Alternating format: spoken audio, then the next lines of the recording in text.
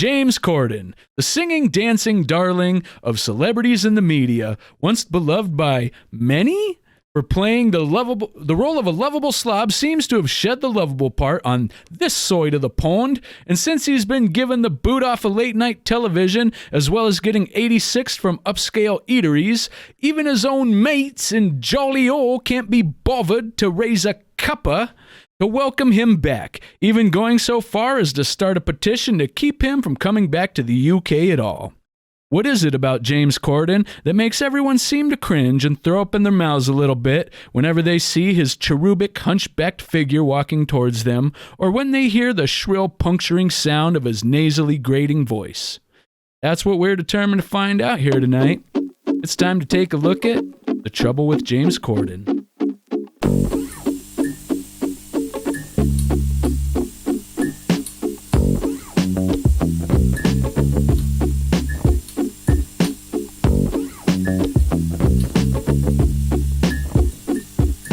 James Kimberly Gordon, of course his middle name is Kimberly, born on 22 August 1978.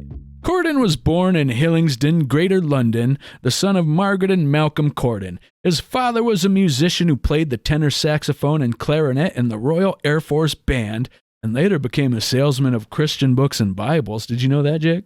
I learned something new. Corden's mother was a social worker. He grew up in Hazelmere, Buckinghamshire, and attended Park Middle School and Homer Green Upper School. He has two sisters who people like better than him. Well, and plus his sisters probably share a name similar to his middle name. Very girly. His sister Darlene Dave Corden. Yes, and Rachel Robert. Yeah. All right. Corden's first stage appearance was the age of 18 with one line part in a 96 musical Martin Guerre. I don't know what that is. And blah, blah, blah. So he did a bunch of work. Then he got known off his the one Gavin and Stacey show where he played a lovable slob. That's where the whole lovable slob part came from that I said before. But yeah, then he decided to come. I'm done with the wiki at the moment, and I'm just going off of what I know about Corden. He just people were getting tired of his crap over there. And so they sent him over here, and they gave him a late night show to keep him busy and out of their hair. Here's what I know. His dad was a musician. He must have been like the dude from like Drumline or Whiplash. Because let's face it, you name your kid Kimberly, that's kind of like a boy named Sue move. Well, but it's like way more passive aggressive or something because it's the middle name. So it's like, you know, it was like you wanted that thing to just mess with him, but not like to full on. Because like, you know, especially after the Johnny Cash song, you know, if you name your boy Sue, there's a good chance he's going to become one tough SOB. But you don't want him to be a tough SOB because you don't like the little bastard. So but wait, what if in Hazeltown, Maple, UK, Scotland. That's where he's from. Yeah. What if their main thing was like saying names as a whole? You know, James Kimberly Corden to the front of the class. See, like that's the thing where it's like, because you pull it out for when you need the insult. Because if it's your first name, then it's like every day is the insult. This is the little barbs, you know. It's like the death by 1,000 cuts. You know, it's like slowly getting weaker and weaker, you know, which is the same as his workout routine. Says me. He's also not the hottest Kimberly I've ever seen. Just saying.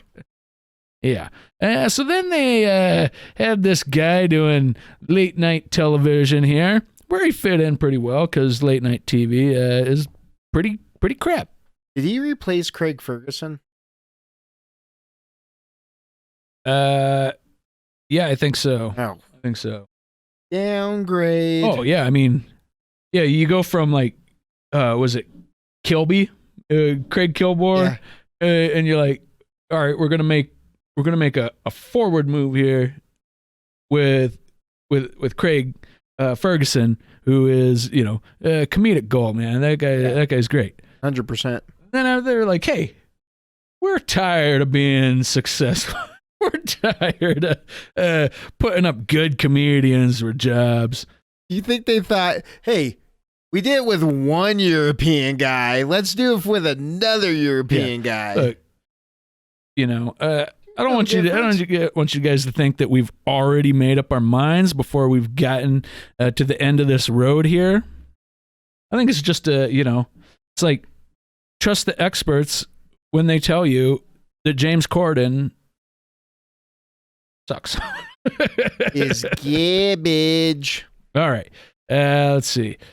Anyway, after enough time of I don't know.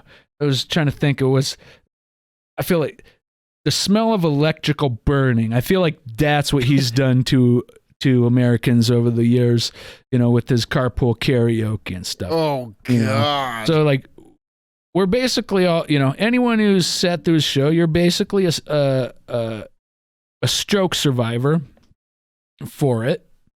And somebody finally who works at CBS, I think, turned their TV on one night, and they saw that James Corden was on, and they went, what the hell is happening here? Let's end this. And so James Corden is cutting toys with the Late Late Show. I'm sure that he we can go through a little bit of this article that we've got here. We'll share the screen. Yeah, so when James Corden cut ties with CBS Late Late Show next year, he may leave with more than people expected. CBS is considering replacing Corden's distinct program with a multi-host panel. No, like The View? that would be James great. Corden seemed better. That would be great.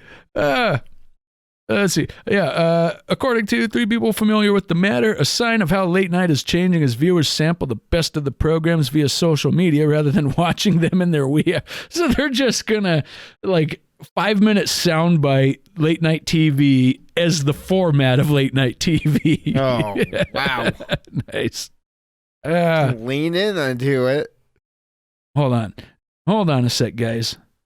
I may have gotten into an article that just really doesn't go into anything that we're talking about here. I could have done a little more homework on the articles that we're using, but I could just cut this out and you guys will never know. Corden is such a jerk. You'll see the cut and you'll be like, oh, must have had to pick his nose real quick. Don't fake. Yeah, it was more of a because it's like, what if I wanted to touch the mouse? We had to cut it out. Me and Jack fought because he tried to scroll down. I just wanted to sanitize. Let's blah blah blah. Yeah, we'll just move right on. This is in the wrong spot. Blah blah blah is a really good indication to move on. Yeah. So anyway, yeah, people are tired of Corden's crap. We're tired of seeing this guy, and that's why they're getting rid of him. Man, he's done. He's gone. 2023, I believe. This article is more about the changes they may be making, which will be stupid, I'm sure. But no stupider than whoever got fired for putting him on the air. I know you guys like us coming at you with the facts and none of that opinion stuff. Who watches a podcast for opinions?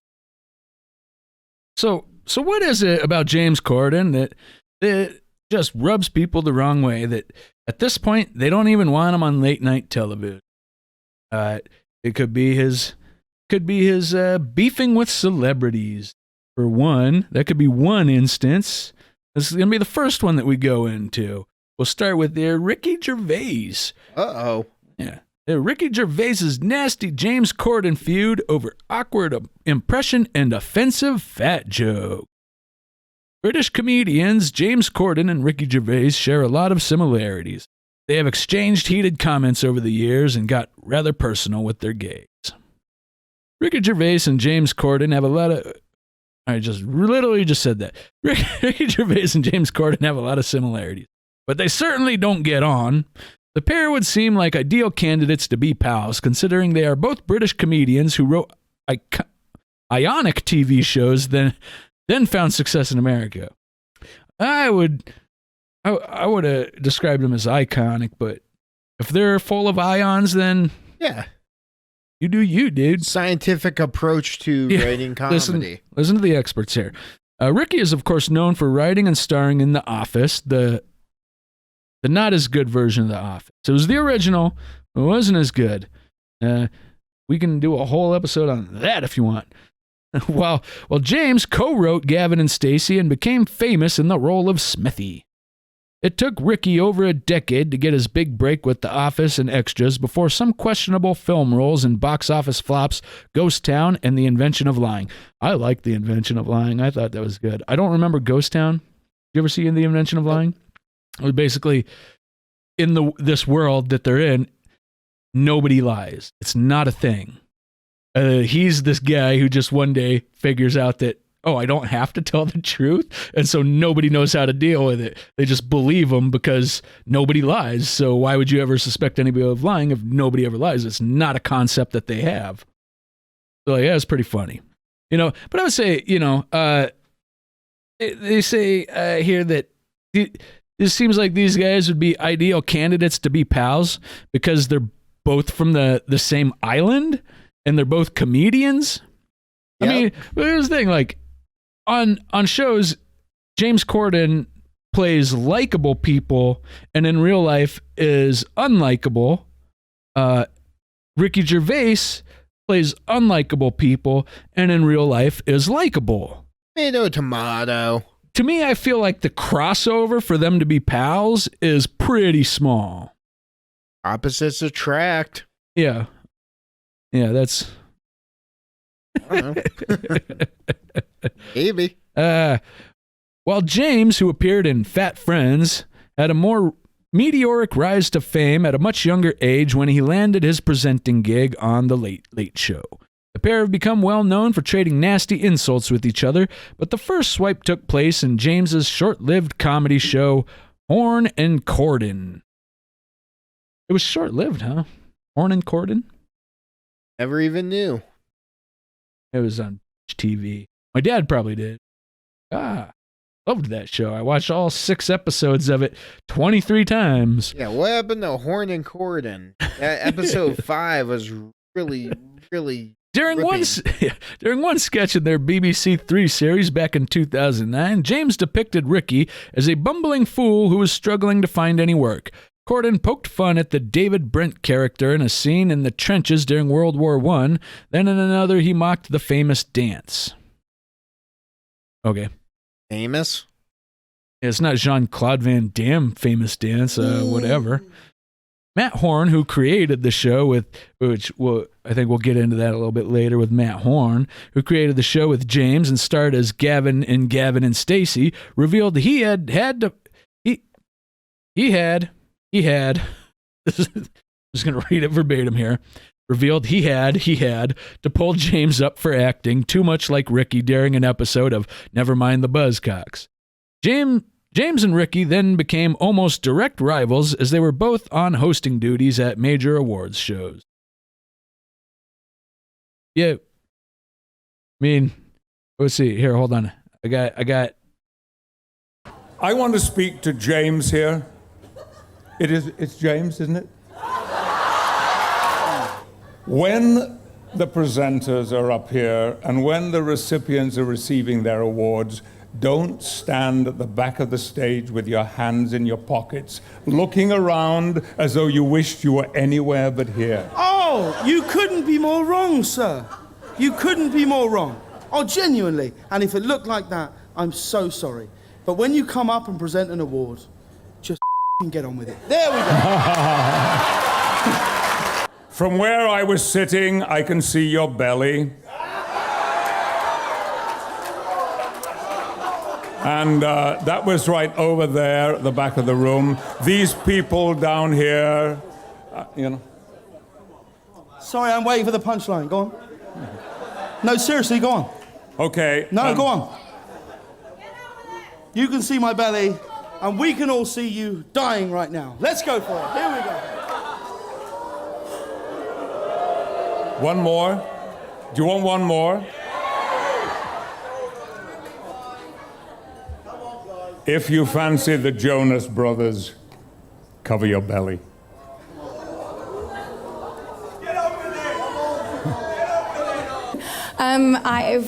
For whatever it's worth, I like your belly, so.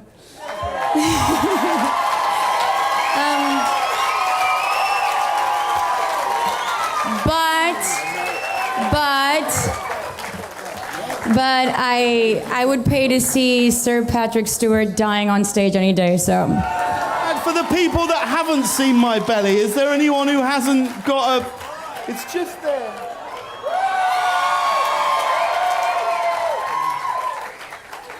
Okay, can we get a taxi ready, please?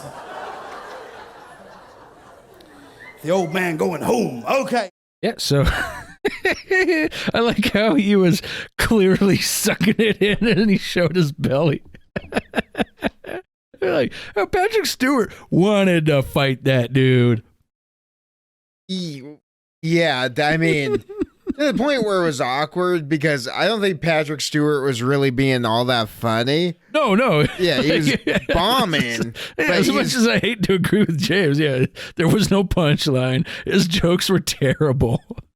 But like, I feel like what was going, he just, this cloud of rage at James Corden, sure, where it was just like, oh, you think you're funny, I'm funnier than you.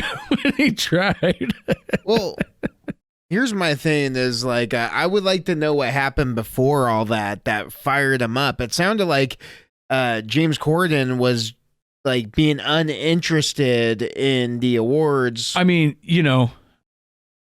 as much as I like Patrick Stewart, for his acting stuff, I could totally see where he's just like, oh, just felt disrespected and was like, I'm going to go up there and I'm going to put him in his place for disrespecting the institution of award ceremonies, Jonas Brothers. Hide your belly. Hide your belly. What? I don't... That's... What?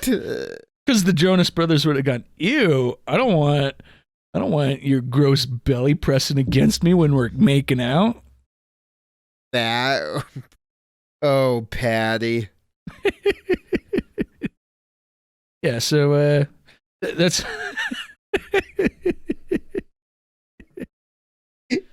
I don't like it. I love it. Oh, man. That's. You want to hear one more? So like. But like, all right, so at the very least, the people watching those shows, they didn't really like, I guess, I don't really know what people's reactions, excuse me for bumming the table. I don't know what people's reactions to, like, the celebrities' reactions to Ricky Gervais hosting of shows is. I mean, he did it plenty of times. It was like, they always wanted him back until, I don't know, a couple of years ago or something. But I don't watch awards. Well, I've never seen something. When Ricky does it, it feels like it's this like prepped, like I'm a comedian and this is part of like the show, where when James Corden seen it, it seems like he's just being a dick. Yeah, like that, I don't know, that just trying to put myself in Patrick Stewart's shoes for what he was saying, like, just like this lazy slob who didn't care.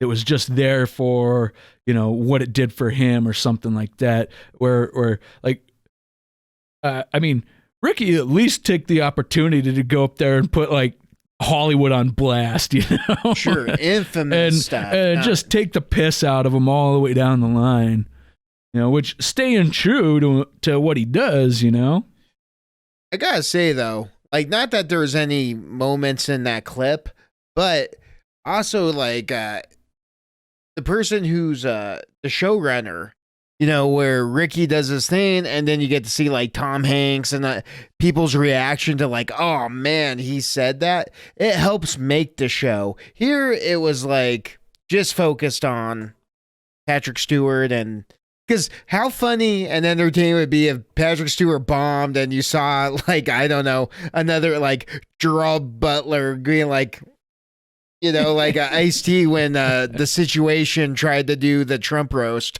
Yeah. Like just where it's so cringy. Then it's some entertaining TV, Yeah.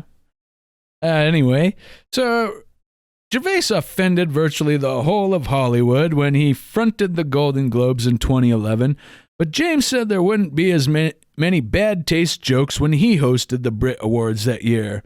I'm not going to go down the Ricky Gervais road because, well, you can't in that room anyway. Ooh. You like my Cordon impression? Yeah. There's a big difference between the O2 and the dining room in the Beverly Hilton, Cordon told the Mirror. Basically, I want to host the Brits with as much warmth and sensitivity as possible. Fewer gags. Hey. All hands in the pockets. Mostly I've been following guidance from the producers. They're encouraging a positive, upbeat, interesting show as opposed to anything particularly risque. Boy. However, James did actually stick up for Ricky in the year and told the haters to back off. Blah, blah, blah. All right, so anyway, hold on. But there was clearly tension between the pair when Ricky started to criticize James for some of his jokes, including a controversial one he made about Harvey Weinstein. It's a beautiful night here in L.A., James said at the annual AmFAR charity. That's how I read it, AmFAR. Dinner in Hollywood in 2017 at the height of the Me Too scandal emerging.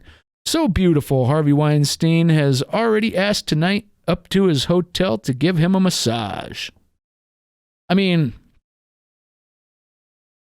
I feel like that's like I would criticize it in the way that James Corden criticized Patrick Stewart's jokes. Yeah. It just didn't seem like it was a joke. What's the punchline? Go on, we're waiting. What's the punchline? It's like I'm there. It's like I'm a fat blonde version of James Corden. Ricky is known for often going close to the line, but he had something to say about Cordon's tasteless gag during an interview. When you do a contentious joke or talk about a taboo subject, it's got to be a great joke. So that was the Chris. The joke was terrible. Yeah. All right, so it seems that. So this, I would just say, goes to show that, right? It's Ricky's not the one that had a problem with Corden, right? Which I guess is kind of what the point we're trying to make. He's got the problem with Corden, but because Corden's a dickhead who had a problem with him, pardon my French, that's why Ricky is, and even just saying, hey, this is just not a funny joke. Don't even know, like I'm sure that he doesn't like him. I feel like that just goes without saying. For future reference, instead of having your French excused, just do it English and then. Pardon me, British, mate. Yeah. Oh, dickhead. That I didn't was say. not I didn't say British. or twat. I didn't say or twat. So I don't. So that's when I apologize. Pardon my British. You.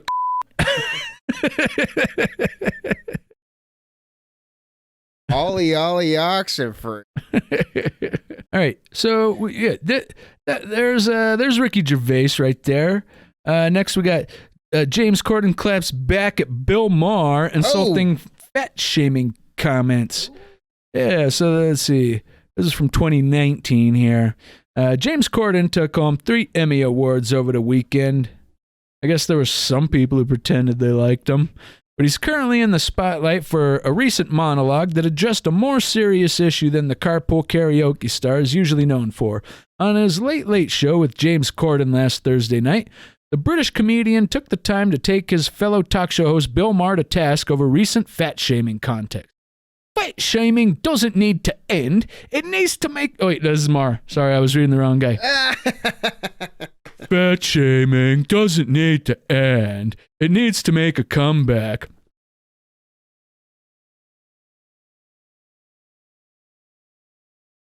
How was that for a Bill Maher impression? Yeah. Some amount of shame is good. We shamed people out of smoking. Am I giving you a headache? No, I just try not to ruin your audio with my laughing. So I'm just Some amount of shame is good. We shamed people out of smoking and into wearing seatbelts. Oh, God.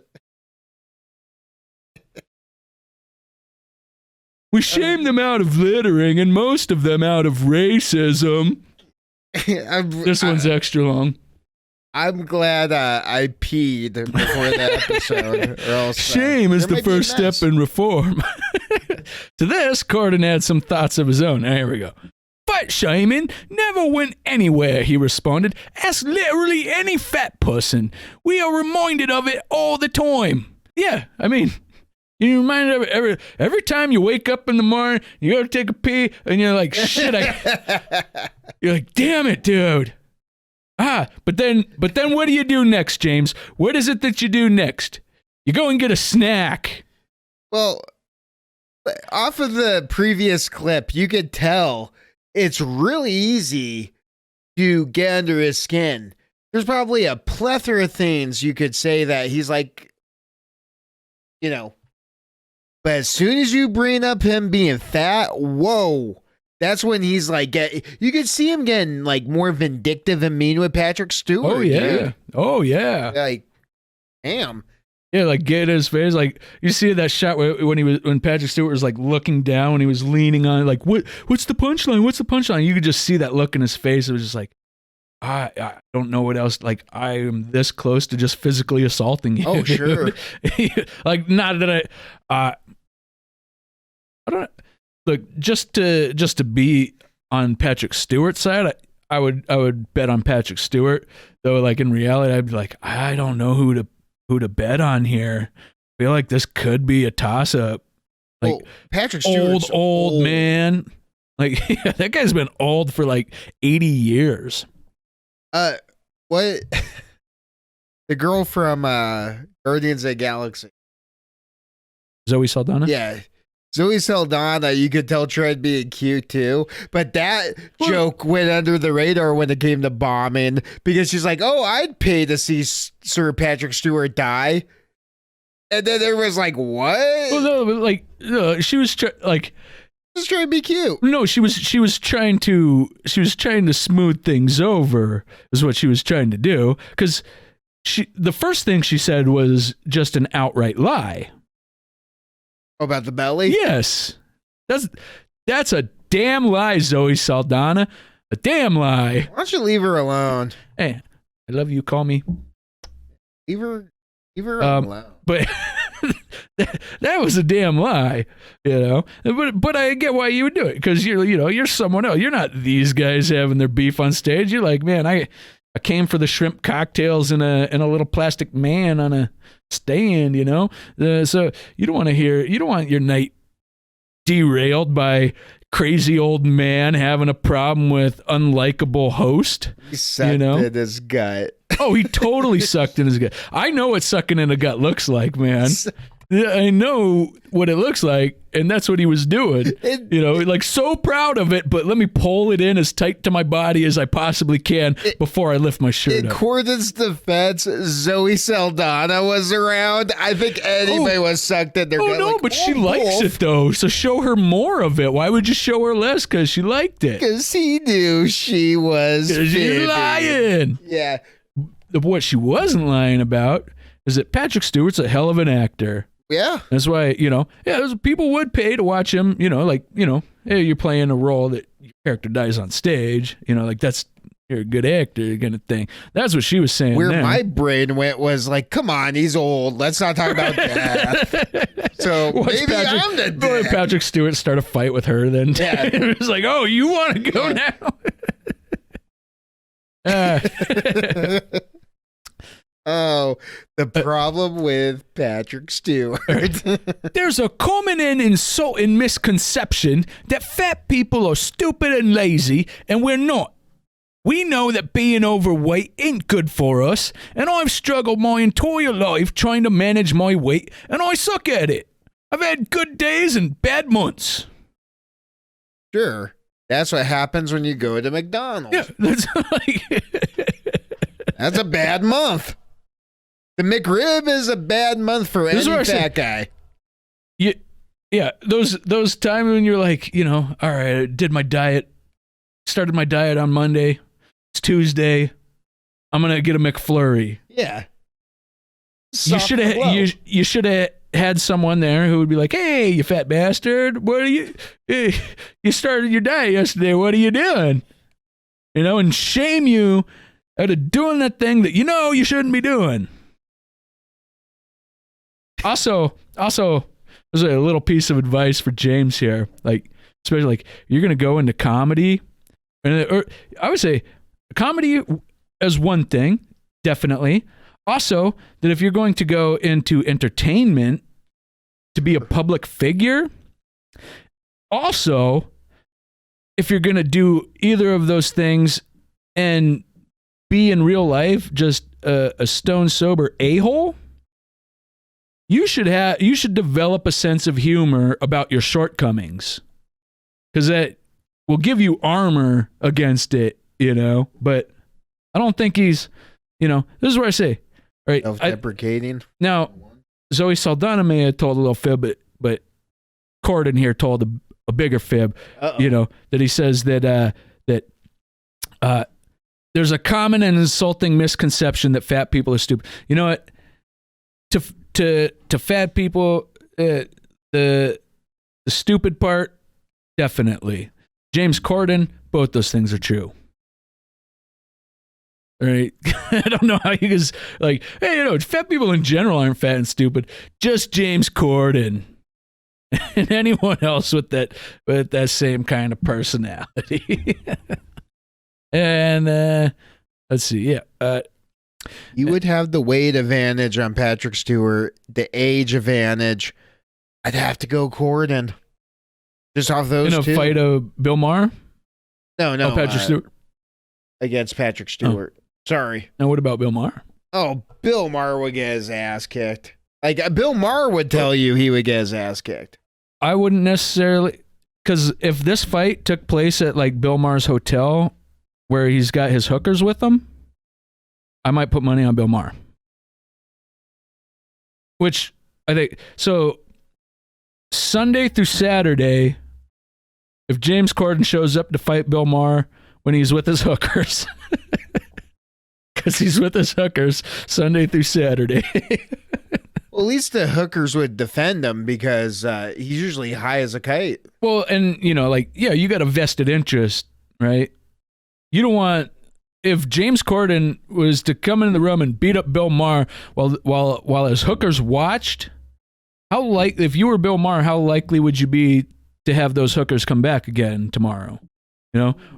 I feel like if it was me, I'd be like, they just stood back and watched while James Corden, of all people, beat my ass. Number one, I don't need them being witnesses to that. Number two, that's just really embarrassing. I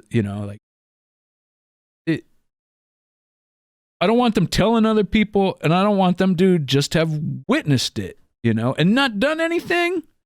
Like, at least if you had done something, you'd been like, hey, this guy, this is, we got to protect our interests here and protect Bill Maher from a crazed James Corden attacking him while Bill Maher's, like in the hot tub with his hookers. Not to segue too far out, but that's where you want to talk about lies. How many times have you seen movie TV, court TV, all that, where it's like you'll hear the hookers say, oh yeah, he would trying to rape me, and he's like, who would believe you? You're a hooker.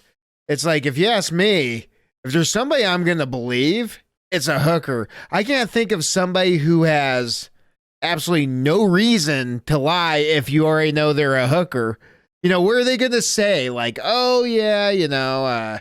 Speaking of hookers, Hugh Grant's hooker was in the news, you know, from like the mid 90s. Yeah, I was going to say from 30 years ago. Was in the news like the other day.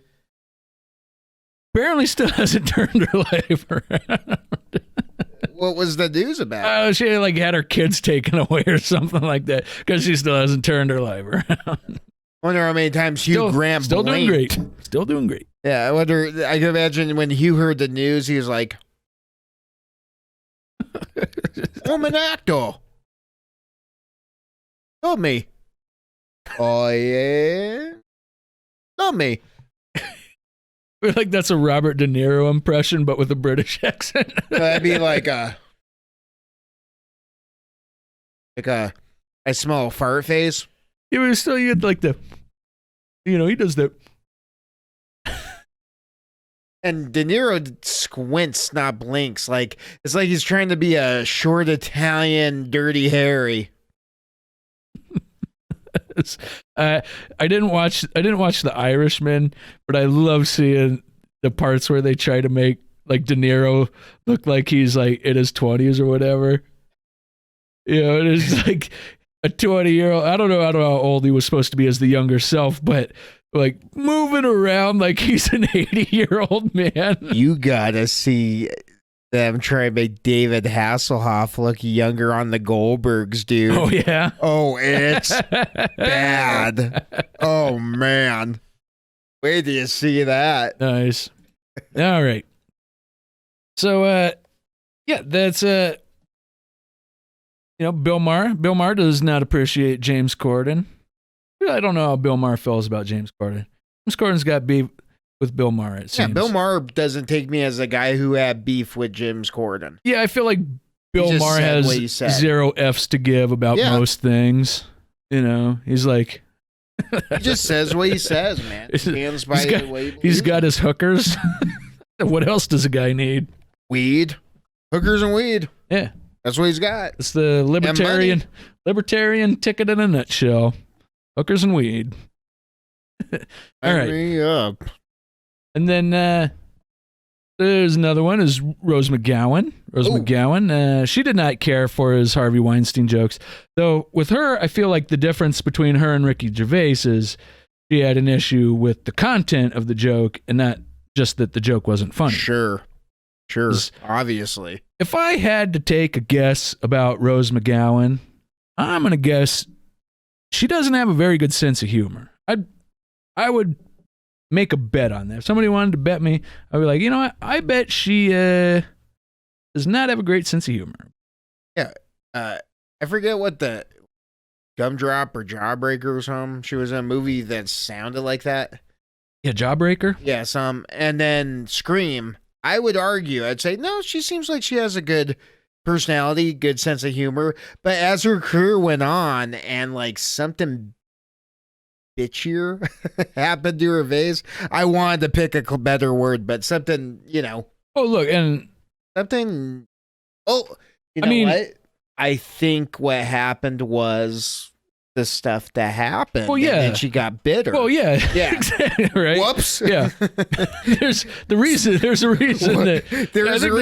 that came to the surface here, you know. Like I don't want to judge her too harshly on not having a sense of humor. I think she's earned being a severe woman.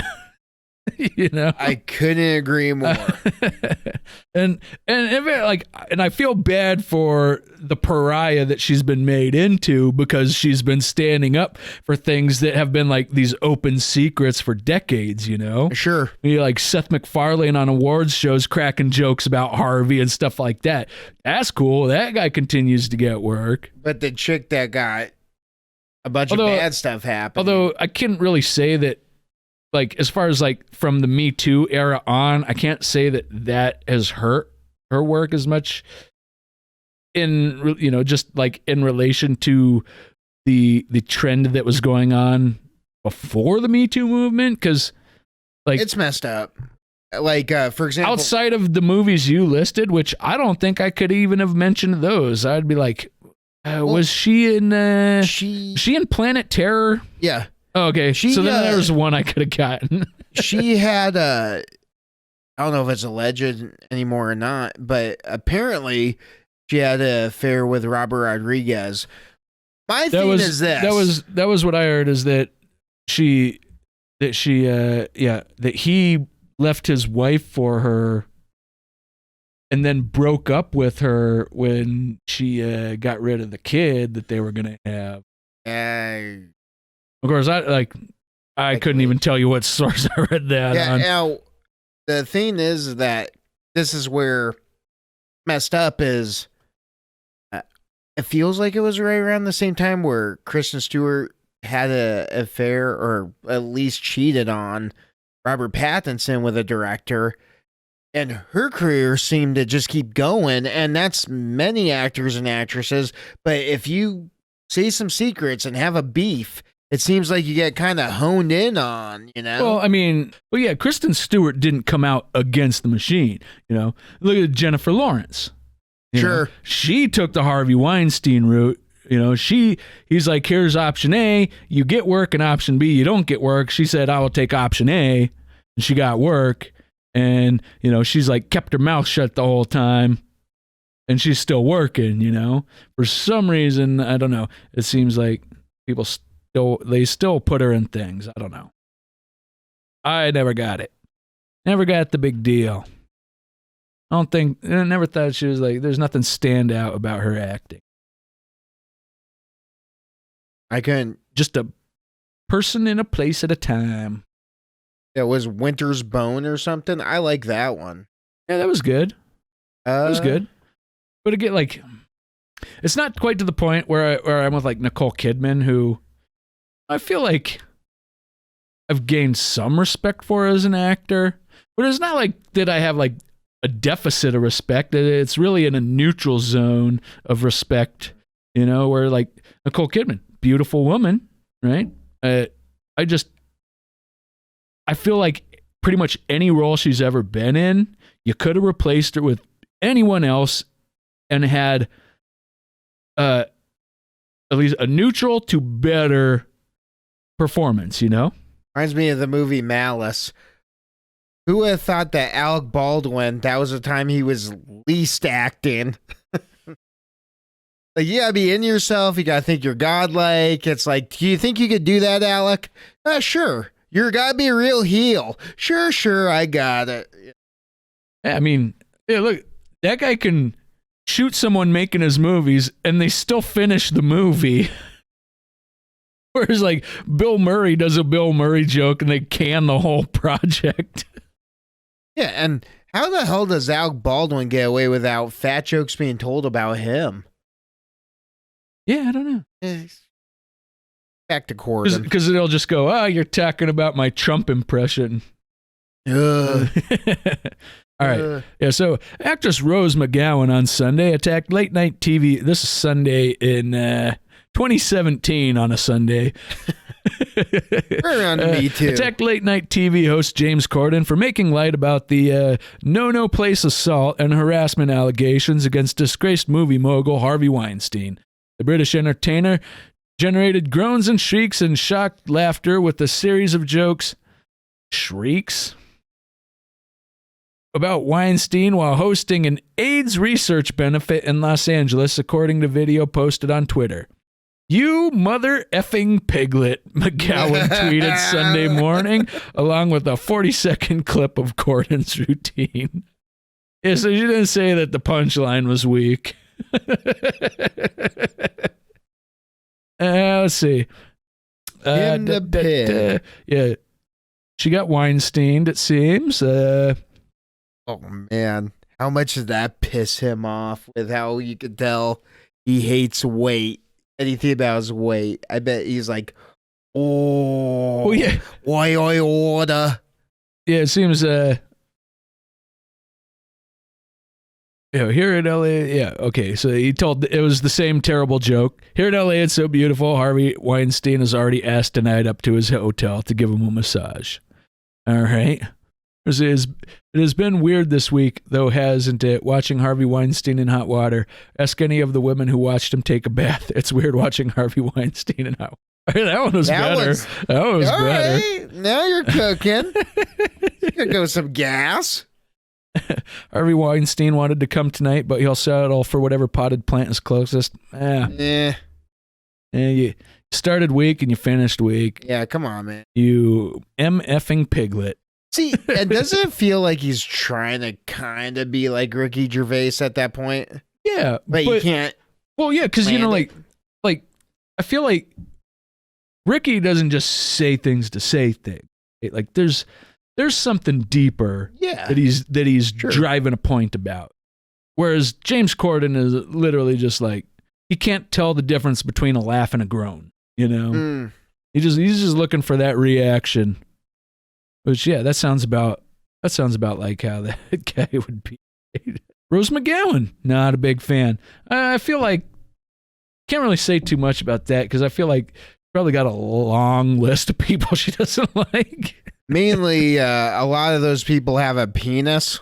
Yeah, she's a very severe woman. But either way, people do not like James Corden. I don't know if you guys have been picking up on that as we've been going, but it seems like there's something wrong with that.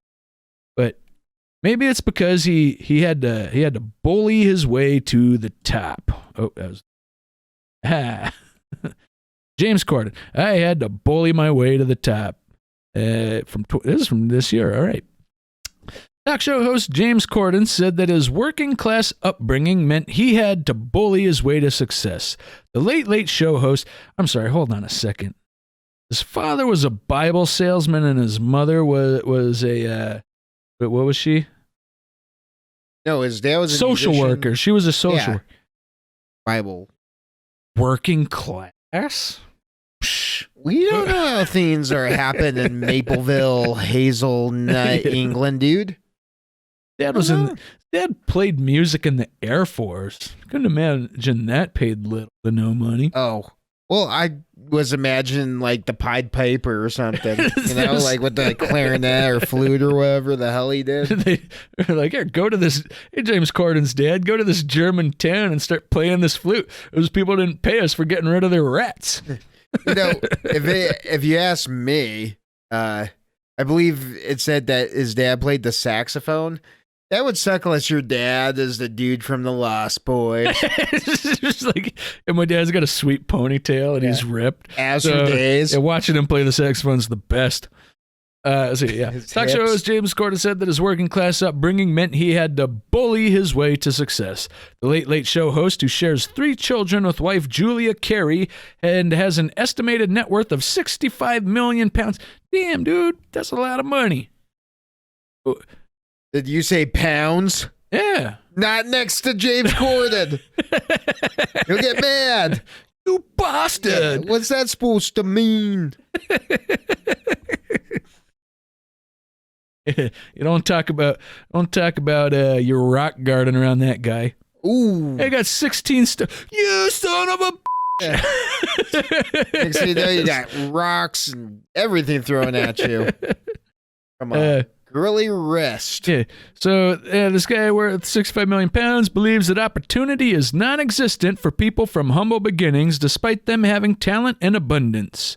Corden said on this cultural life show on BBC4, if you're from a working class environment, you're not bred for success. The talent is everywhere and opportunity isn't. All right. I feel like that's a classist thing to say. I didn't realize until I met my wife that she did, I think, 13 GCSEs, and I did 6. And the most you could do at my school was 7. What the hell is that? Hold on. Is that like a GPA? I think it probably like a standardization test, General Certificate of Secondary Education. What? You effing piglet. Why do you need... I don't understand why you would need more than one certificate, General Certificate of Secondary Education. Hazelnut, dude. No. It's a high school diploma. Why would you need more than one? Oh, dude. Is it like in terms of like earning degrees or something? Like you can get your general education, or like, oh, here's your general education for math. So like you're just saying like you could divide up all the subjects you took in school and get a diploma for each of those things. No, he scored a 6 out of 7 though, so clearly he's smart. Just not with dieting. His words. Well, no. His words. No, he had the opportunity to do 7, but he only did 6. Lazy. You're kind of capped. You're not really told that these things are possible. No one's going to wait to invite you to the table to do your diploma. Like, seems to me it's more like your GED, you know? Like, yeah, can I take my GED test a whole bunch of times? Starting to feel like there's just an angry little man who lives inside James Corden's big fat belly. just that little man, like, I'm great. Pay attention to me. Yeah, he's thinking like he doesn't get enough credit for how hard that he's had to work to scramble from his middle class upbringing. Like, if he meets Chris Evans is getting a really, really hard handshake. Oh, it's a pleasure to meet you. But it's not because he's trying, and it's not because it's like it would be like, oh, there's a manly man. I better give him a nice hard handshake so he respects me as a man. It's like, I'm going to try and hurt this guy. Yeah, because he's got everything and I don't. Look how tall and beautiful he is. Oh. Captain America. I'm not even American. Or else I could have got it. Would I have a Captain Britannia? I think they actually do. They do. Union Jack. Yeah. He's not a bad hero. He's definitely not James Corden. Was he called Union Jack? No, I think there is a superhero maybe called Union Jack. Yeah, either way, I was gonna say if we can't remember his name, then he's not that good. No, I'm pretty sure it's Captain Britain or whatever. I'm pretty, nice. Pretty sure it's not sure. Which I like because it's like my favorite thing, like Marvel DC, is you got like those just terrible rip-off versions or so, where it's like, hey, you got Mr. Freeze, and then here you got Mr. Dressed for Outside Weather. It's like, Wolverine, I got a Lobo. parka, and I got some of those heater things you put in your gloves. Like, that's my superpower. I can mix you up some cocoa. I remember everybody was the whole Lobo thing. Lobo means wolf, and I mean, it was very similar to the personality. But it's like, that was like, say Marvel would do a character and DC would rip them off, or DC would do a character and Marvel would rip. This is all in house. Yeah. This is them going, all right, Marvel, we've got Captain America, we've got the Avengers. What about the Brits? We'll do a British version of the Avengers. What do we do for Captain America? Captain Britain. Yeah. Sometimes it just felt like the ideas, no matter if they were good, bad, the titles. Yeah, we have the Avengers. What about the Defenders? Wow, I stuttered that joke. The Defenders, I'm pretty sure that was a faction. Like, was it even like, now I read some comics that had at least some of those characters in them, or sometimes like if you're reading X-Men, they would have some of those guys over. But I felt like any of the worthwhile ones pre-existed and got shuffled into this team. Yeah. Like Professor X's girlfriend, Yeah. It was like she was their Professor X, or like, I guess what? Canton, like Nightcrawler, I believe, right? Right. So I think he existed first. Yes. For sure. Even the Canadian version of Avengers that they had, had like Puck, who existed before that. Oh, X-Force. No, like Something. Alpha Force or something, wasn't it? Have to look Because at X-Force. No, it's not X-Force. X-Force was the cable and stuff like that. The Canadian one had Puck, the little tiny guy, had like the Wendigo dude. I believe there was even Excalibur. Isn't that the one? Maybe. I think that's the British. Maybe. Excalibur's the British one. That makes sense. Yeah, that was their team. Real cool, guys. Yeah. Has X in it. That's way better than there's Captain Britain, or was it Union Jack? Or was Union Jack just another guy? I think Union Jack was another guy. Who cares? Off topic. He added that he learned about hard work from This Is England filmmaker Shane Meadows, who also worked his way to success from a working class background. Did you watch one of his movies or? Yeah, Cordon, whose first film role was in 49-year-old Shane's 1997 film 24/7, before he went on to star in 2006's The History Boys, added, "It was a life-changing experience for me." 9 years later, huh? History Boys. What I learned from Shane is that you're going to have to bully your way through this. You're going to have to get people to budge up to sit at the table if that's what you want to do. It isn't going to just be presented to you. And I think that he misinterpreted what that guy was talking about. And he's just like, so when I go into Starbucks and order my coffee and they don't put the exact amount of cream in there that I asked for, or lard. Like, I've got to make them like they're standing in my way and I got to budge them out of it. Yeah, I think he just keeping me from advancing my career. I think you could say something very like, hey, once you get your foot in the door, James, you gotta stay in, and he would say, "Oh, you mean bully people?" He just wants to find any reason. The guy's like, I didn't say bully, like. No, but that's what it is, right? Like how I treat people. Like, James, I think you're listen here, you son. Cordon's his own Orwell. Orwellian Cordon. Cordon is previously branded acting elite and said that middle and upper class actors never had to encounter the sort of crap like I've had. What? I mean, boy. Is he literally just he's like the elite of the actors, like the people who are just like, they're so good, they're so talented, or just so connected, like this tiny fraction of people who just have the way paved for them when they go in.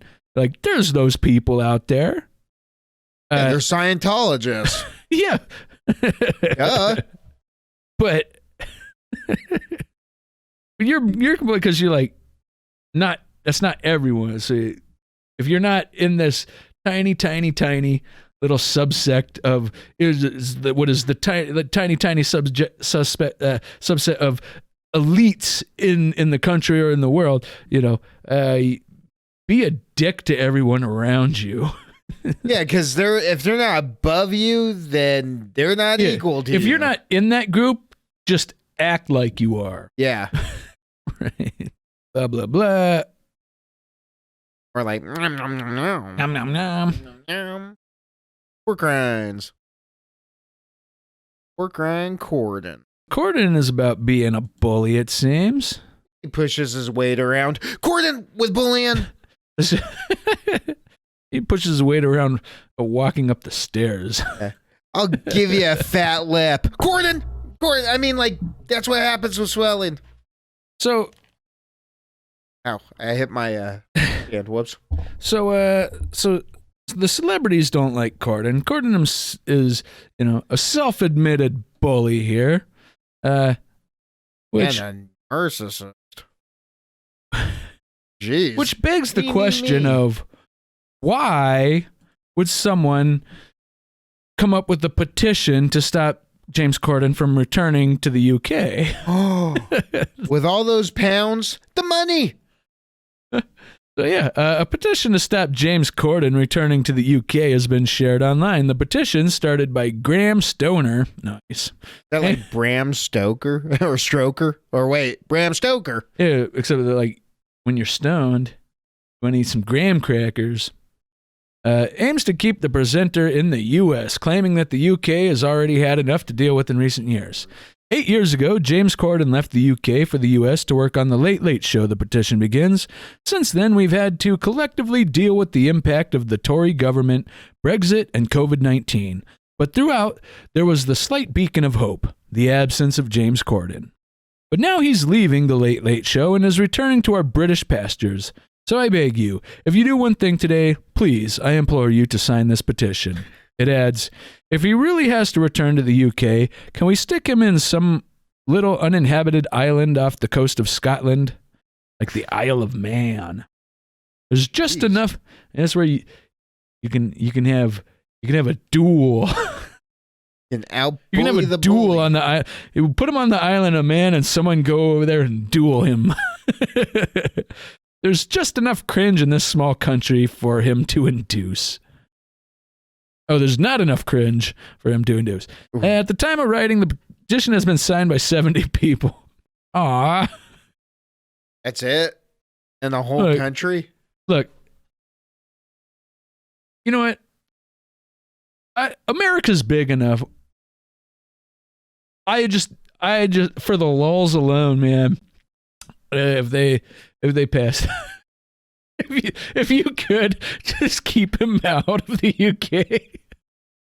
I don't care if he's stuck here with us, man. I don't care. It's worth it to know that, they got enough people to make a law that keeps James Corden out. We're like, yeah, we got the petition. We passed it on to the MPs. They took it up. They made it into law. The king signed it in his own hand. Even Meghan Markle put her name on it. That dude cannot come back. I think that would be worth having him here. Yeah, Rhode Island. Because if you ever saw him, you could just be like, ha ha, you can't go home. Yeah. I wonder what I could say to make you mad. So yeah. Even his fellow countrymen do not want him to return to set foot on British soil. Well, at least 70 of them. Now, I mean, petition aside, and so, the celebrity stuff, I think that's neither here nor there. I don't think it's fair to condemn the guy for having some tiffs with some celebrities. True. So that brings us to the next segment here, where we're going to talk about just all of the normal, regular working people and their problems with James Corden. I think this is where we get into the meat of the matter here. Uh-oh. The most abusive customer. Why everyone is talking about James Corden not being nice. I don't know what that pause. In a whirlwind 9 hours, James Corden was banned and then unbanned from a famous New York City restaurant, all because he's not nice. For years, the late-night TV host and Gavin and Stacey actor was best known for as a self-deprecating funny Brit, and the guy who does carpool karaoke. Now he's renowned as a bit of a dick. So when news that he had been banned from NYC establishment Balthazar after having rudely on multiple occasions, according to the owner, was responded to with, well, resounding does. Corden was put on blast publicly by restaurateur, weird to take the N out, restaurateur, Keith McNally, owner of highly acclaimed French brasserie Balthazar in Manhattan. On October 17th, McNally, that sounds like a French guy. McNally? Oh, I'm from the clan McNally. Is it McNally or McNally? I don't. Okay. Oi, chichoy, I'm from the wee oil of France. Mr. McNally. Yeah. There. Sorry. Proper. On October 17th, McNally posted a photo of Cordon to his Instagram account, calling him a cretin of a man who had behaved so badly on at least 2 occasions that he felt the need to publicly out him. James Corden is a hugely gifted comedian, he lied, but a tiny cretin of a man, and the most abusive custard of my Balthazar servers since the restaurant opened 25 years ago. In the first alleged incident in June, McNally said Corden demanded 2 free rounds of drinks for him and his friends after he presented a hair that was found on his food. McNally claimed the talk show host said, "Get us another round of drinks this second, and also take care of all of our drinks so far," adding, "This way, I won't write any nasty reviews in Yelp or anything like that." Who goes on to Yelp and looks at like just the worst reviews? What celebrity makes that judge off of there? What celebrity goes on Yelp? No, here's better. Who's going to an upscale eatery like Balthazar To Yelp? and being like, no. Who's going like, you're rich enough to afford this. You don't got to make your reservations or nothing. I don't really know what their setup is there, but you go, "Hey, have you heard about this fancy place Balthazar that all the celebrities go to? We should check it out." Hold on. You got to check Yelp first. I feel like that's not really a thing. Maybe that's just me. Imagine if they had Yelp during the Viper Club days. Whoa. Joaquin, what's the... Oh, River Phoenix. River Phoenix is out here just making an ass of himself in the parking lot. This won't age badly at all. Johnny Depp, it's like he's ever going to be big. In another alleged episode on October 9th, McNally said Corden flipped out when the egg yolk omelet his wife had ordered was found to have a little egg white in it. Sounds like she's racist against eggs. So, whoa. She didn't want egg white? It was an egg yolk omelet. They wanted an omelet just made out of yolks. Damn, I didn't even know. That's like going the opposite direction with like why they came out with the egg white omelet. They're like, "Here, this part's supposed to be bad for you, so we'll get rid of it. Here, leave just like the healthy part that's just like protein." I heard that a yolk omelet in England is called the Cordon Special. A Cordon Blue. Chicken cordon bleu. Oh, that's what fried chicken. The kitchen remade the dish, but accidentally sent it out with fries instead of salad. That's when James Corden began yelling like crazy to the server. "You can't do your job! You can't do your job! Maybe I should go into the kitchen and cook the omelet myself!" Oh, you're going to eat everything. That's why he suggested it. So, she already has a yolk omelet. Maybe the guy's like, well, clearly with all this, she's going to need a salad. Or wait, no, she did get the salad. But so it'd be like, oh, you're going to want the fries and the Coke. I said lemon water and a salad with my yolk. now, so here's what I want, because like I don't eat at a lot of upscale restaurants. I'll eat at diners or just your standard restaurant fare around town. When I rarely order a salad with my meal, it never comes like on the plate with my main dish. Yeah, there's a salad bowl that it comes in. And usually before the dish. Right? So like, did they not do that? Or did they, so like, because I feel like if the first time around they're like, okay, here's your omelet and here's your salad, that you would have had that salad and you sent back the omelet. So then they brought the omelet out, but they didn't think about it and they put the fries on there because that is where fries go, right? I don't often get my fries on a separate plate. Wait, though. Especially hash browns or, I don't go to a lot of upscale restaurants, but fries just don't sound like they fit in Home at fries. all. home fries, you know, like hash browns or something like that, you know. French fries. Sorry. Yeah. My humble. But like, so she probably already had the salad, in which all they needed to do was ignore the fries. Like, James could have eaten them. Maybe that's what he got so mad about. You guys are doing this on purpose. You know I'm fat. And I like fries. I like French fries for French men. All right. He said Cordon's server was extremely apologetic and brought over the floor manager. The dish was returned and Cordon received promo champagne glasses to smooth things over. Free. Yeah, but they...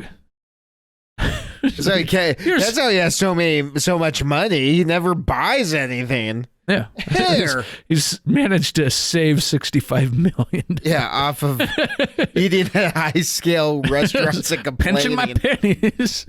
I don't get extra ranch. I save my ranch packets and I keep them in my pocket.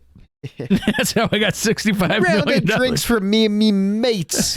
I'm not doing any gratuity. Sides of ranch must be expensive in LA if he's managed to save $65 million. Oh, yeah. Like the last decade. Here's a $20 cuppa ranch. Just think of that. So, like, if we move to LA, like, let's move to LA. We don't even need jobs or anything. We just need to not get extra ranch when we're there, when we go out to eat, and then we'll save $65 million. Nice. Or complain about the ranch. I don't know how money works. What do you want? Yeah, I found a sock in my ranch. Round of drinks. Where could this have came from? Who puts a salad in a gym sock? Honestly. I demand answers. Sir, you took it out of your gym bag. We watched you. Here's a free moon pie, piglet. Thank you, Rose. McNally said the server was very shaken, but professional that she is, continued to finish her shift. McNally's post had received more than 17,000 likes in just 5 hours, with thousands of comments praising him for outing bad behavior towards hospitality staff. However, in a twist that occurred only 9 hours after the original post, which has still not been deleted, McNally shared another equally blurry picture of James Corden with an update. I mean, there's like... Oh, hold on. Let's show everybody up. That is a blurry picture. Like, the guy was just like... First, 254 by 254 pixel. He's like, I can work with it. Remember that Max guy on, like... that... Max Headroom. Yeah. Max what? Headroom. Yeah. That's what that kind of looks like. Just, you know, chubbier. Yeah. No offense. No shaming. Yeah, let's see. In the caption, he explained that Corden had called him to apologize and he is now ready to forgive him. James Corden just called me and apologized profusely. Wrote, having effed up myself more than most people, I strongly believe in second chances. So if James Corden lets me host his late show for 9 months, I'll immediately rescind his ban from Balthazar. No, of course not. But anyone magnanimous enough to apologize to a deadbeat layabout like me and my staff doesn't deserve to be banned from anywhere, especially Balthazar. So come back to the 5 and dime, Jimmy Corden, all is forgiven. Now, I can't really talk crap about this guy, say recognizing that he himself has faults and himself being magnanimous. Sure. He's the magnanimous one here, who is forgiven and forgetting. But because what I don't like here is that in the second part, he's really ragging on himself here, and then making James seem big. Which I think big is crap. And I really hope that he doesn't take this post down. I hope he leaves it up there. So that, even though he's unbanned him, he should leave that original post up. Because this is not like for someone like James who can just be like, oh, well, I'll just say I'm sorry. I'll do the PR thing and get ahead of this or whatever. Yeah. You know, like there's nothing there. He doesn't, it means nothing to him, you know? Yeah, this isn't a forgive and forget situation. It's Yeah. like, I'll forgive. Putting him but on not blast, forget. calling him out in front of everybody. Now, like, that's something. Like, that's because Sure. that got the reaction out of him. Sure. Now, because he didn't think that, oh, I shouldn't be a crappy person to people because that's not nice to do. He did it because he got called out for it. Because his career is going to suffer for it. Yeah, he didn't wake up the next day being like, oh, Right. I had too much free champagne. Yeah, it wasn't that you didn't post this and ban him publicly and he called you and said, hey, I was a real jerk the other day. You know, nothing of his own accord here. This was all him reacting to you putting him on blast over it. So, and that's where it really bothers me that the guy is knocking himself and building up James Corden because he is not magnanimous, right? He does deserve to be banned from anywhere.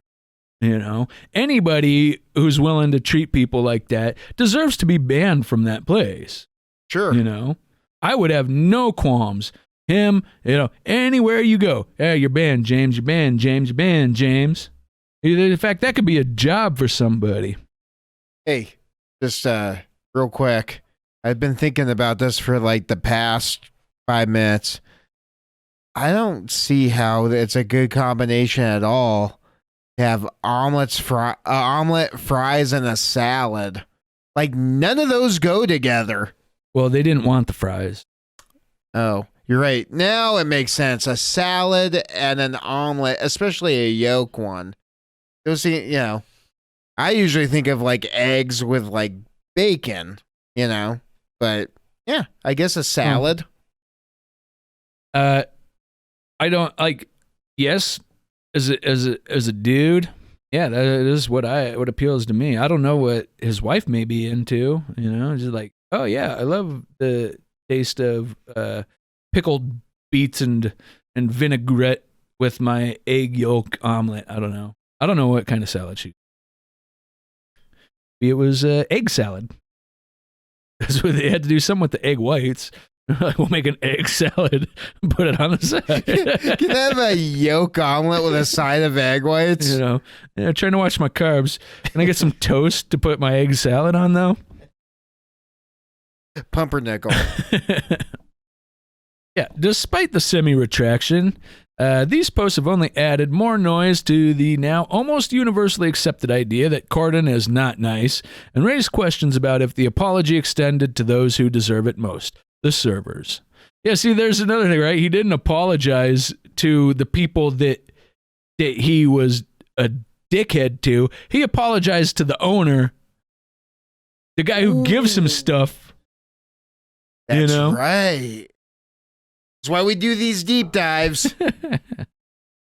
All right. People listen to us and realize, oh, it's a sham. This guy's still a jerk. Yeah, so then this is, what are the rumors about James Corden? In his homeland, Corden was painted as ungrateful and entitled, especially after moaning about Gavin and Stacey not being nominated for the 2008 Best Comedy BAFTA Award. There are articles about Corden's perceived attitude floating around from 2017, and in 2010 there was a commentary about a very awkward, very public run-in he had with Sir Patrick Stewart. We just watched that one. It was awkward. Both of them. In 2019, Corden made an appearance on Reddit's AMA, that is the next point, to promote a special edition of Carpool Karaoke, but it massively backfired. Comments calling Corden names hijacked the thread. With more than 700 comments, Corden and his team were reportedly only able to answer about 3 fan questions before leaving the conversation. Comments called him rude, an a-hole, and much worse. One person claimed Corden had allegedly showed up to a WGA Writers Guild of America union meeting for late-night writers with an executive producer and none of the writing staff, and advocated less pay for the new writers under their union negotiated minimum wage. Corden has previously denied this was the case. Murmurs of his attitude resurfaced when Corden's name was floated as a replacement for Ellen DeGeneres, with Twitter users claiming doing so would replace one problematic talk show host with another just as problematic. Fast forward to October 2020, and Vanity Fair published a profile on comedian Eric Andre, who is another name in the mix as DeGeneres' successor. In criticizing cancel culture, Andre helped the internet justify Corden's. We have a psychopath in the White House, and we're in the longest war of all time. It seems like small potatoes compared to the world crumbling into these right-wing authoritarian dictatorships and these industrialized nations. Andre began, "Boo-hoo, Ellen was mean. Who gives a shit? I never thought she was nice. She seems like she'd be like, effing get me a coffee now." I mean, I really like, yeah, there's a degree to that's true, but just like say, if I was own a restaurant, there was someone being mean to customers or staff, I'm gonna kick them out of there because I don't appreciate that. Like, that's the thing. Like, if nobody knows that somebody's mean, yeah, then who cares? Well, yeah, like when everybody knows, there's something to care about, right?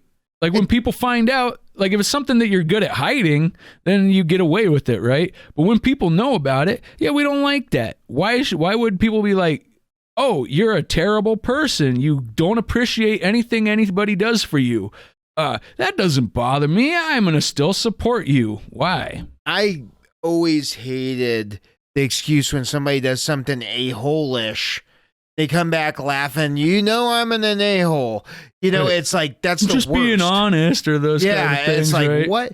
It's kind of like whenever you seen or heard. I mean, I feel like the people who do that the most are the people who've gotten hit the least in life. Here's my thing, is it's very, like, you'd see the parallels between that and then when somebody's abusing somebody in a relationship, it's like, "Oh, you know how I get. When I get like that, you should just leave the room." It's like, it's never them. Very gaslighty kind of stuff, right? Yeah. It's like, come on, man. So, I'm an a-hole. So that gives you the get out jail free card? Yeah. Like, no way. Which I feel like really doesn't pay Eric Andre here in a very good light. He's a funny dude, He though. sounds ignorant, "Oh, give It's me an effing ignorant. coffee," because she looks like that. So that makes it okay? Like, Yeah, it was no. like, am I the only one who thought she must be a jerk just from how she looks? And you guys are mad to find out that she is a jerk? It's like getting in an argument with your friend, punch him in the stomach, and because there's like a house burning down across the street, like, "Hey, look, there's real problems." Yeah. So what we're doing, Right? Yep. like, come on, dude. Like, really? There's bigger things to worry about than me. And me punch you in the face here, man. So I headbutted you and took your girl from you. There's children starving in Africa, so that makes this okay. Is this what cancel culture's devolved to? That guy's not nice. James Corden is effed if that's the only criteria to get called out. Well, I mean, I don't think that is. Because as I say, like, if his jokes actually had a comedic substance, for instance, I would laugh at the joke. We gave him credit where credit was due. Sure. But you're a crappy little guy telling crappy little jokes. There's the part where it starts to pile up and people notice. People go, "Hey, you aren't all that you're pretending to be, buddy." And I guess Eric Andre is like, I mean, I guess, if I was like a James Corden like person, I would want people to overlook that stuff too, right?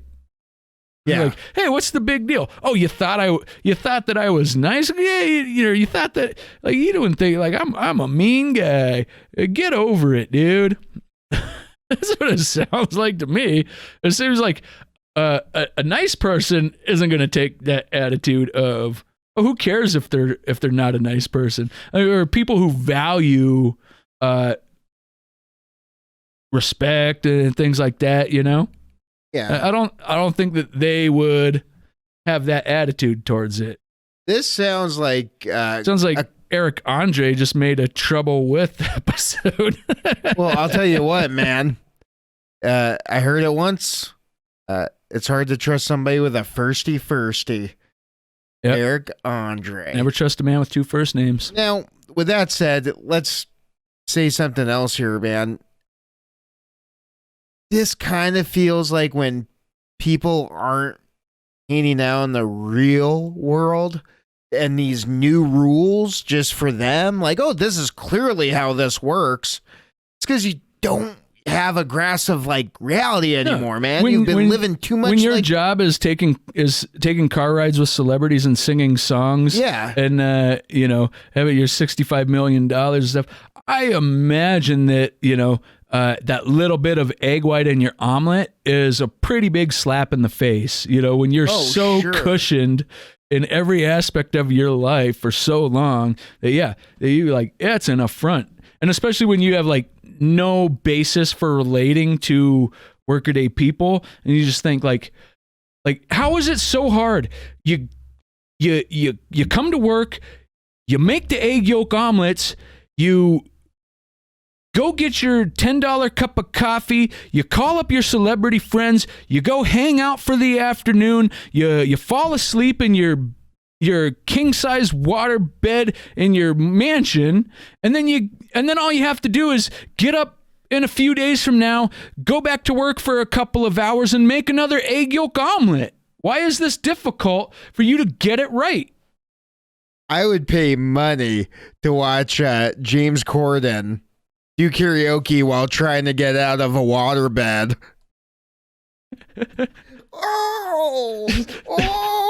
The shifting. It's the shifting that you gotta do. It's the power of the rolling love. and shifting. Now, as a fat guy, I know all about the rolling and shifting, trying to get out of beds. Get your foot to hook the side of the bed. Come on, anchor. Sometimes when I'm taking a nap on the couch, and I'll wake up and I'm tired, and I don't feel like just like rolling onto the floor or something, like I want to, because if I do that, then it's gonna take me a minute to get up because I'm tired and I do a push up, and I'm getting old and I'm achy, so I'll make like this lunge movement where I grab the arm of the couch and I pull myself up. And I think I'm breaking my couch by doing that. Now you see, James, how hard it is to take yourself lightly, Yeah. When you're in the price bracket where you look at like an egg yolk omelet and you're like, I'm wasting money here because I'm throwing away like half the egg. Granted, you can be self-deprecating. I have like, I have no money.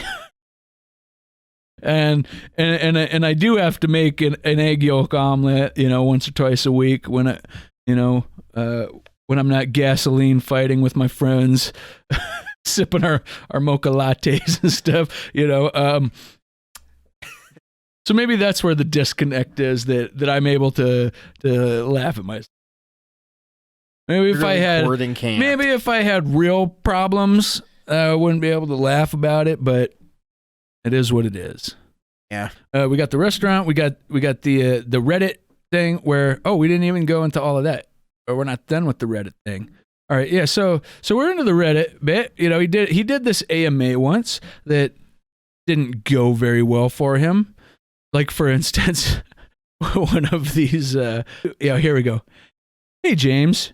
You won't remember me, but me and my friends sat at a table next to you and Harry Styles and some others in Manchurian Legends in London's Chinatown about 6 years ago. We didn't bother you, but you were a massively entitled cunt who yelled and treated the waitstaff like shit. And when one of my party politely suggested you calm down, you got really aggressive and threatening, in a chubby way, like a boozy panda. So my question is this. Patrick Stewart? Why did Harry, is it Patrick Stewart? Yeah, it's that wrote Patrick this? Stewart. Why did Harry seem so cool while you were such a massive throbbing bellend? Because he's not a Jonas brother. Gotta read that as Patrick Stewart. I don't think I could do a Patrick Stewart. First of all, it's James. not cool if you just like you see abuse and you're just standing there like dun, dun, dun, dun, dun, I don't see or hear anything. It's like I would say, look, man, calm down. Like just relax. Like we're sitting at this table together, James. You know, it's like shoot. Yeah. I get this at home with Olivia Wilde and her special salad dressing and fights over that. Yeah. I don't need this out in public restaurants. The only time I get a break is when we're both making fun of Jason Sudeikis. Yeah. He had no idea.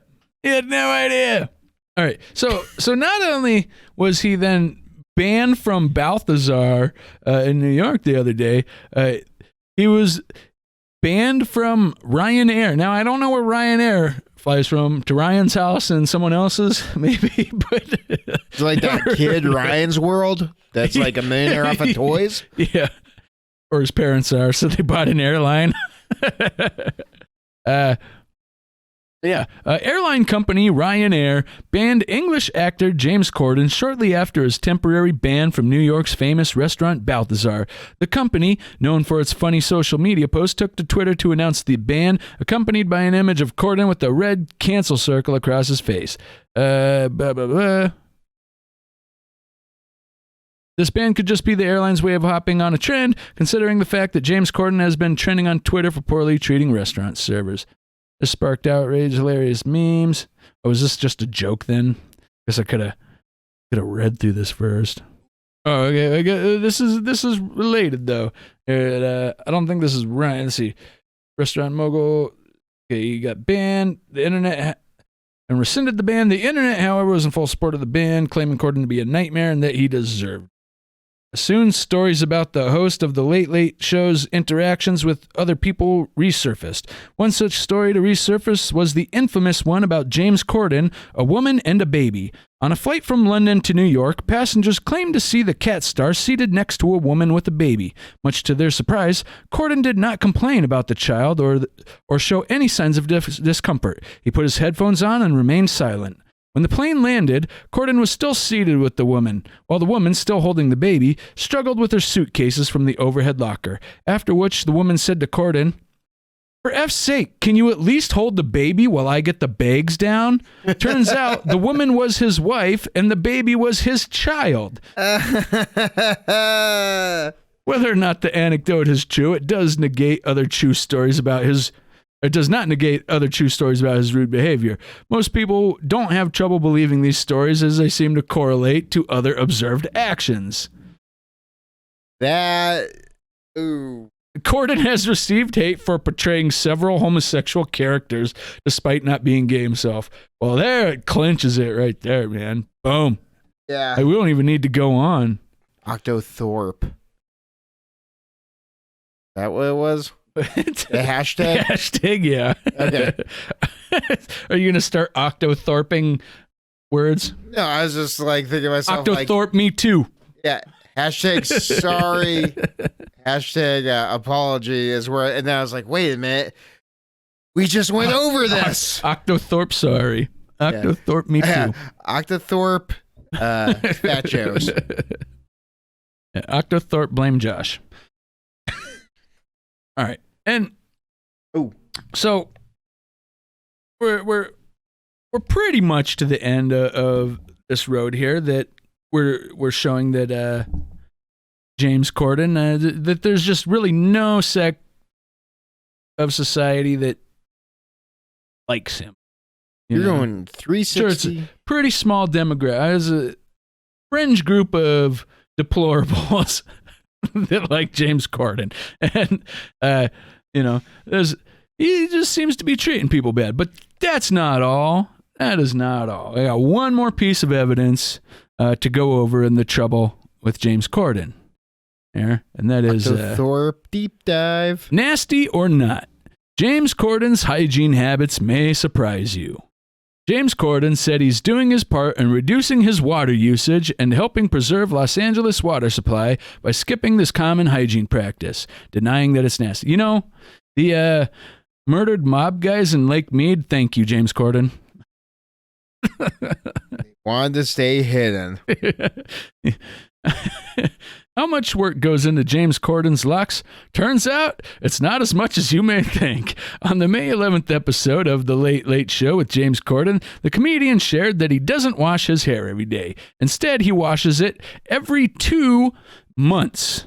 Whoa! What? Yeah, I was going to say days. I did. Yeah.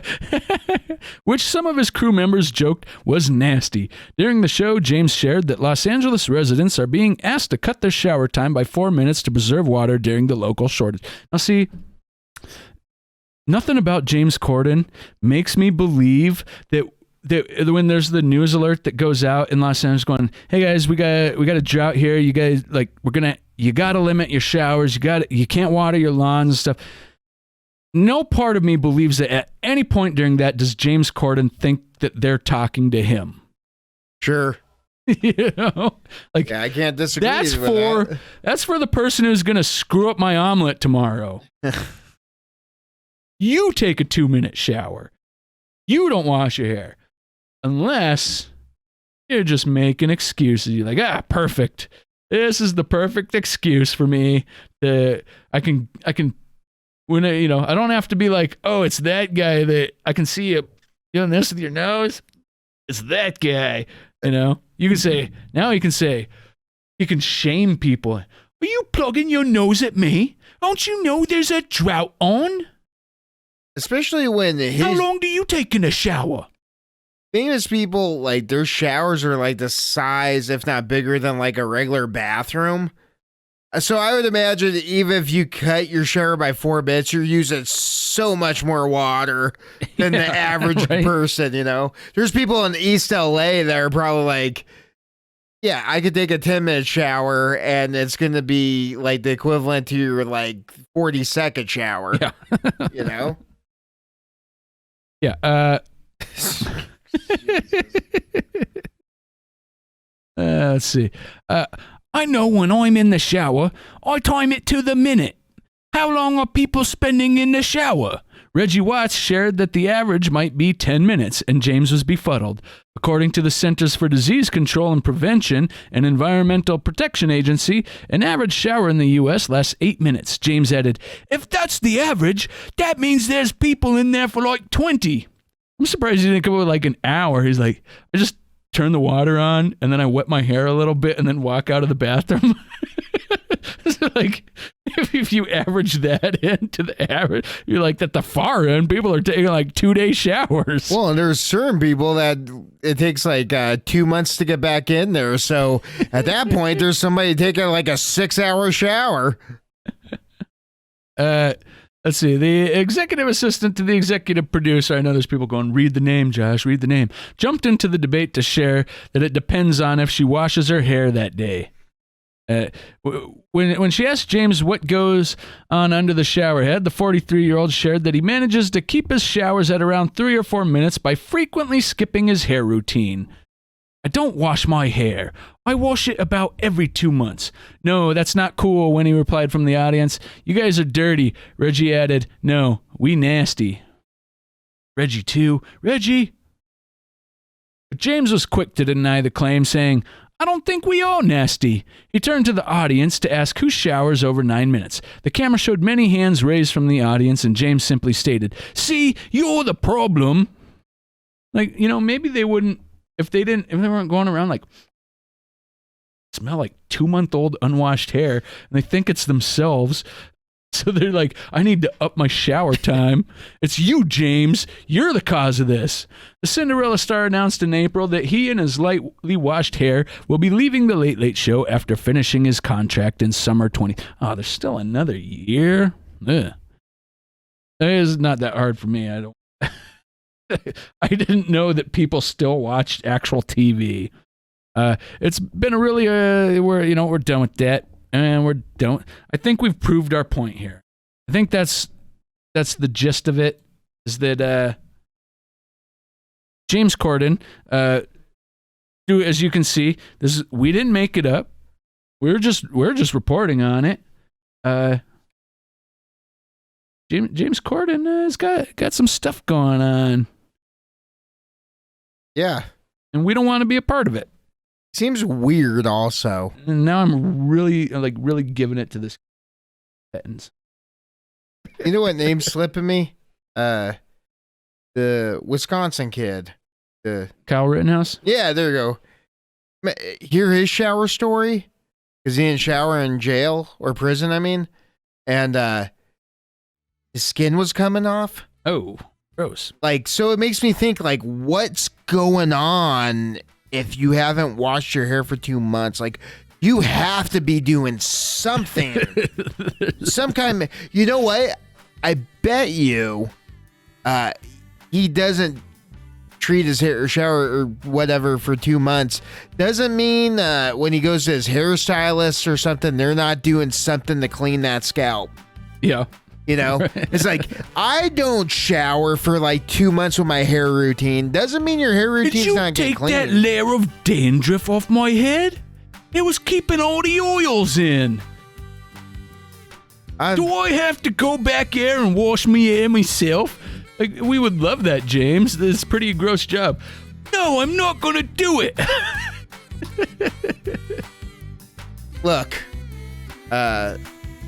after this deep dive, there's really, other than a couple jokes of his that weren't bad, There's like one joke that wasn't bad. He's a pretty negative person, and I don't see too many people defending him, including Comedy Drip. Yeah, so anyway, so that brings us around to about the end of the episode here. I guess it's time to just plug our stuff. We gotta get those pre-recordings. And my voice is tired. But until those pre-recordings, you can come check us out on Comedy Drip on Facebook. Yes, we're that age group that still uses Facebook. Also, you can check us out playing video games on Bleep 2 because we're not old enough to not play video games. Also, if you want to hear about horror and my take on it, you can watch me on Jack Does Horror, or if you want to see any of my stand-up and or some other things, including sketches, check me out on Jack Franklin Comedy. Anything else, the description below, it will be in. But with all that being said, he's Josh Daigle. I'm Jack Franklin. This has been a deep dive on James Corden, and we figured out what the problem was. He's an a-hole. Peace from Comedy Drip.